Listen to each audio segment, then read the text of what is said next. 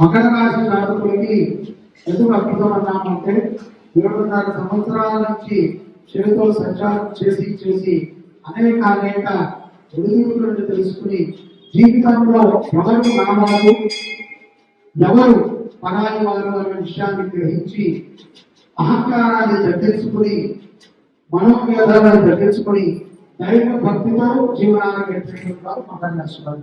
వీరికి గురుడు ఈ సంవత్సరము షష్ఠ స్థానం మిథున రాశి యందు సువర్ణమూర్తిగాను చక్కగా సద్భావనలతో కూడుకున్నటువంటి జీవన విధానాన్ని అనుగ్రహిస్తున్నారు.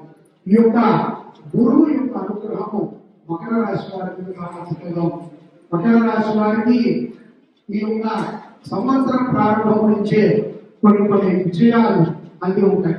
ఉద్యోగమైనటువంటి వారికి ఉద్యోగ అవకాశాలు కలగడం, ఉద్యోగంలో స్థిరమైనటువంటి సంపాదన లేనటువంటి వారికి సంపాదన కలగడం, కీర్తి ప్రతిష్టలు, కొంత తగ్గి ఉంటే ఫలితం బాగుంటుంది అని గ్రహించడం జరిగింది.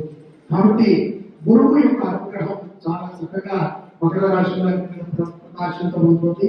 మీరు కొన్ని సద్భావనలతో జీవనాన్ని గడుపుతారు. ఉద్యోగ అవకాశాలను మాటిస్తాయి. వివాహం కానటువంటి వారికి వివాహ యోగ్యంగా కూడా అవుతాయి. పోటీ పరీక్షల ఎందు విద్యార్థులు మకర రాశి వారు మాటించగలుగుతారు. విదేశాల్లో స్థిరత్వం ఉంటారు. జీవిత భాగస్వామితో ఉన్నటువంటి చిక్కుముడులన్నీ కూడా విప్పుకొని చక్కగా ఉంటారు. దాంపత్య జీవితం సుఖంగా సంతోషంగా ఉంటుంది. వైవాహిక సంబంధం పెరుగుపడుతుంది. పూర్తి బద్ధక వినాశనం చేసుకుని జీవనాన్ని సన్మార్గంలో పెట్టుకుంటారు. క్రమశిక్షణలో జీవనాన్ని గడిపేటువంటి గోచార మకర రాశి వారికి శుభ ఫలితాలే ఈ సంవత్సరం గోచరిస్తున్నాయి. అదృష్టముతో కొన్ని పనులు ఉంటాయి. ఈ సంవత్సరము ఈ యొక్క మకర రాశి జాతకులు నిత్యము కూడా నవగ్రహ స్తోత్రాలను పారాయణ చేయడం వచ్చింది. అన్ని బాగానే కదండి. ఎందుకు నవగ్రహ స్తోత్రాలను పారాయణ చేయాలి అంటే అన్ని బాగున్నాయి కాబట్టి మళ్ళీ ఇవన్నీ తిరిగి రావాలి.